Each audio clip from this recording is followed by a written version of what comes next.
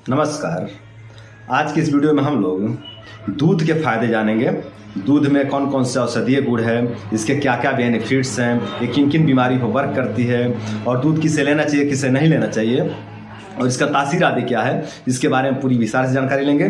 लेकिन सर्वप्रथम हम लोग इसके बेनिफिट जानेंगे। इसके पहले हम लोग फायदे जान लेते हैं, फिर वीडियो के आखिरी में हम इसके गुण धर्म तासीर आदि के बारे में बात करेंगे। तो इसके फायदे की बात करें तो किसी भी प्रकार के क्षय रोग में दूध बहुत अच्छा लाभकारी है। अगर किसी भी कारण से आपका शरीर दिन प्रतिदिन क्षय होते जा रहा है, दिन प्रतिदिन नष्ट होते जा रहा है, तो ऐसे स्थिति में यदि आप दूध का सेवन करते हैं तो इससे आपके जो क्षय हो रहा है, जो शरीर का क्षय हो रहा है, जो आपका शरीर नष्ट हो रहा है, वो क्षय होना नष्ट होना रुक जाता है और पुनः आपके शरीर का पोषण होने लगता है, आपका शरीर का संरक्षण होने लगता है। जो भी आपके शरीर में रोग दोष हैं उसका शमन होने लगता है दूध के सेवन से। देसी गाय के दूध को आयुर्वेद में मेध्य कहा गया है। तो यदि आपको याददाश्त से संबंधित समस्या है, मतलब आपको भूलने की समस्या है, आप पढ़ाई लिखाई याद नहीं कर पाते हैं, आप कुछ भी चीज़ें बहुत जल्दी भूल जाते हैं, आपके शरीर का क्षय हो गया तथा मानसिक बल का क्षय हो गया है और इसके कारण आपका याददाश्त शक्ति बहुत ज़्यादा कमज़ोर हो गया है, तो ऐसे स्थिति में आप दूध का सेवन करें तो इससे आपको बहुत अच्छा बेनिफिट देखने को मिलेगा। ये बहुत अच्छा मेदवर्धक है। तो अगर आप दूध का सेवन करते हैं तो इससे आपका याददाश्त शक्ति पुनः ताज़ा हो जाएगा, पुनः पहले जैसा मजबूत हो जाएगा। दूध को श्रमनाशक भी कहा गया है। श्रम मतलब थकावट। तो अगर आप बहुत ज़्यादा परिश्रम करते हैं और आपको बहुत ज़्यादा थकान लग जाता है तो आप एक गिलास गुनगुना दूध में 3 से 4 चुटकी हल्दी पाउडर डाल के अगर सेवन करते हैं तो इससे आपके शरीर का समस्त थकान दूर हो जाएगा और आपके शरीर में जो भी दर्द है, थकान है, जो कमजोरी महसूस होती है, वो सभी दूर हो जाएंगे और आपका शरीर तरोताजा हो जाएगा। जिन लोगों का शरीर तथा चेहरा कुरूप हो गया है अर्थात बदसूरत हो गया है, वो लोग यदि दूध का सेवन करते हैं तो उनका ये कुरूपता, ये बदसूरती धीरे धीरे पूरी तरह से दूर हो जाता है। आंतों में रुक्षता के कारण जिन लोगों को 2-2 दिन 3-3 दिन पेट साफ नहीं होता है, भयंकर कॉन्स्टिपेशन रहता है, कब्ज रहता है, 2-2 दिन 3-3 दिन पेट ही साफ नहीं होता है, वो लोग यदि दूध का सेवन करें, उसमें घी डाल करके एक गिलास दूध में 1 चम्मच घी डाल करके सेवन करें तो इससे उनका जो बद्धकोष्ठता है, जो कब्जियत है, जो 2-2 दिन 3-3 दिन पेट साफ नहीं होता है, कब्ज बना रहता है, वो समस्या उनका धीरे धीरे पूरी तरह से नष्ट हो जाएगा दूध में घी डालकर सेवन करने से।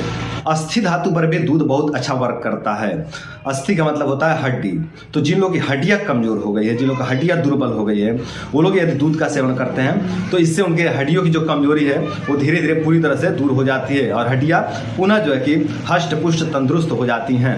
आयुर्वेद में दूध को जीर्ण ज्वर में भी लाभकारी कहा गया है। मतलब जो जिद्दी ज्वर होते हैं ना, जैसे टाइफाइड हो गए या फिर जो छुप छुप करके बुखार रहते हैं, बने रहते हैं, लंबे समय तक बने रहते हैं, 1-1 साल 1.5 साल 2-2 साल तक जो बुखार बने रहते हैं, उस तरह के जीर्ण ज्वर में, जिद्दी ज्वर में भी दूध को बहुत अच्छा लाभकारी बतलाया गया है। तो अगर आपको इस तरह की समस्या होती है कि आपको हल्का हल्का फीवर बना रहता है, हल्का हल्का ज्वर बना रहता है और ज्वर बहुत ज़्यादा नहीं प्रकट होता है कि हम इसकी मतलब कोई विशेष चिकित्सा करें, बहुत हल्का हल्का बना रहता है और अगर कुछ बुखार की दवाइयाँ खाते हैं तो थोड़े दिन के लिए शांत हो जाता है, फिर जो है कि वो प्रकट हो जाता है। तो अगर आपको इस तरह की समस्या होती है तो आप दूध का सेवन करिए। इससे आपका जो जिद्दी ज्वर की जो समस्या है, जो जीर्ण ज्वर की समस्या है, ये ज्वर, ये बुखार आपका धीरे धीरे पूरी तरह से दूर हो जाएगा।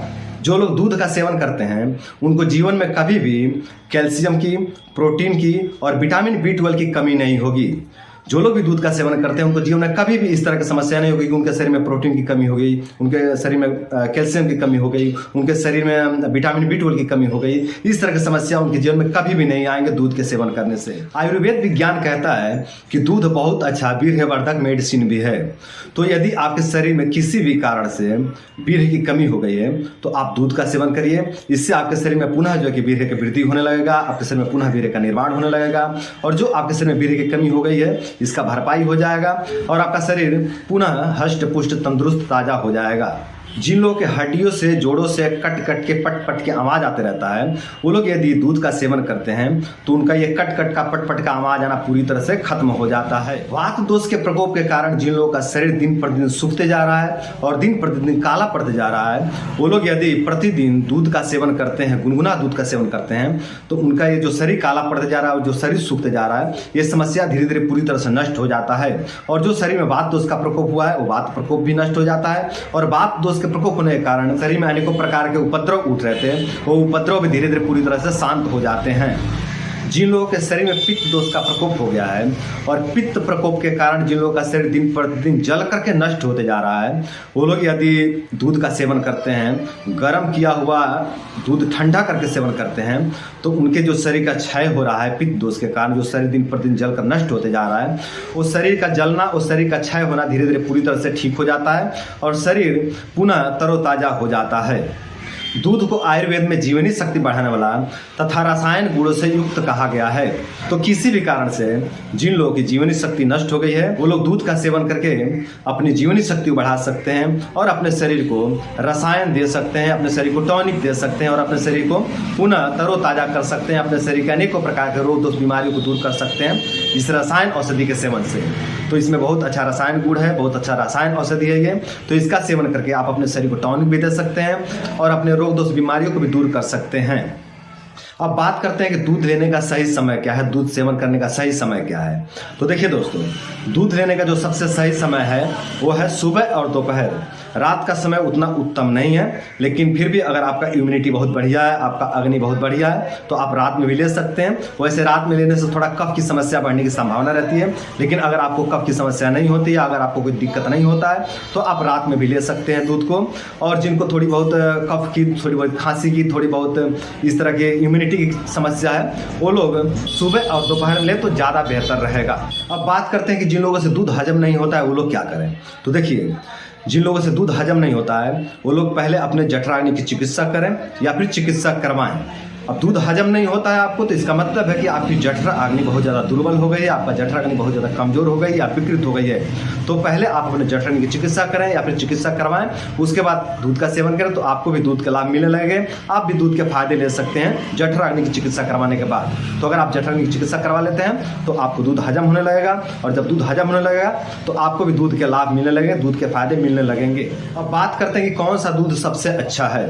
तो देखिए दोस्तों, अगर ऋषि महर्षियों के माने, प्राचीन वैज्ञानिकों के माने, तो सभी दूध अच्छे हैं, सभी दूध बेहतर हैं, लेकिन देसी गाय का दूध उत्तम कहा गया है आयुर्वेद में। जो अपने प्राचीन ऋषि महर्षि हैं, जो अपने वैज्ञानिक है प्राचीन, वो कहते हैं कि देसी गाय का दूध सर्वोत्तम, बाकी सभी दूध भी अच्छे हैं, उनमें देसी गाय का दूध अति उत्तम रहेगा।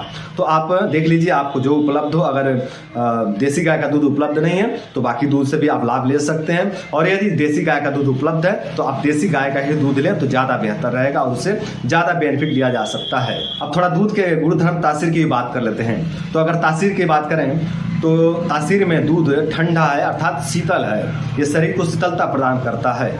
अगर स्वाद की बात करें तो ये स्वाद में मधुर है, अर्थात मीठा है, शरीर को मीठा प्रदान करता है, शरीर में मधुरता प्रदान करता है, शरीर में जो भी कड़वापन बढ़ा होता है, जो विचारों में कड़वापन बढ़ा होता है, वो सभी कड़वापन धीरे धीरे पूरी तरह से दूर कर देता है।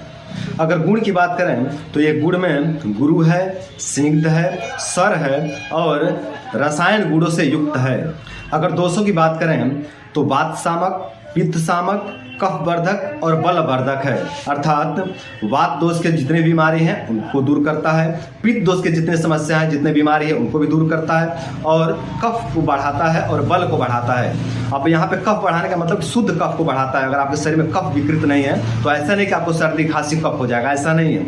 ये बल के रूप में जो है कि प्रकट होगा। आपका जो शरीर है ना, जो शरीर जो सूख रहा है, जो गल रहा है, जो कफ क्षय हुआ है, उसका पूर्ति करेगा। कहने का मतलब ये, जो आपके शरीर का कफ क्षय हो गया है, जो आपका शरीर नष्ट हो गया है, उसका भरपाई करेगा। तो अब बात करते हैं कि दूध किसे नहीं लेना चाहिए। तो जिनको आंव रहता है, जिनको पेचिस रहता है, जिनको शुगर हो गया है और जिनको बहुत ज़्यादा मोटापा हो गया है, ये लोग दूध का सेवन न करें। दोस्तों, आज के लिए इतना ही। उम्मीद करता हूँ कि वीडियो आप लोगों को पसंद आया होगा, और साथ ही ये भी उम्मीद करता हूँ कि इस वीडियो को फॉलो करके आप लोग अपने रोग दोष कमजोरी को दूर करेंगे और अपने जीवन को सुंदर, सरल एवं सफल बनाएंगे। तो दोस्तों, आज के लिए इतना ही।